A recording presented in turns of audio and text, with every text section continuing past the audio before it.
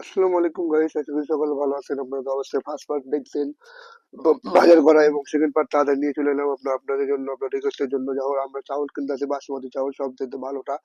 পিকনিকে ভালো চাউল খেলে রান্নাটা ভালো হয়, খেতেও ভালো লাগে অনেক, এই জন্য ভালো চাউলটা কিনলাম।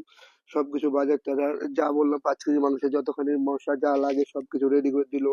সবকিছু রেডি করা হয়েছে, হিসাব করতেছে কয় টাকা হচ্ছে না হচ্ছে। পিকনিকটা দিতেও অনেক আমার পকেট খরচ শেষ হয়ে গেছে, কারণ অনেক টাকার একটা ভেজাল হয়েছিল, অনেক টাকা পয়সা শেষ হয়ে গেছে। যাই হোক, কি করার আছে, পিকনিক তো দেওয়াই লাগবে, পিকনিক দেওয়া তো উচিত ছিল। যাই হোক, আমরা সবকিছু নিয়ে এলাম, আমরা সবগুলো রেডি করে দিয়েছিলাম। সব রান্না বান্না প্রায় শেষের পথে, রান্না বান্না করছিল প্রায়, আমরা নিচে দোকানে গেম খেলতেছিলাম।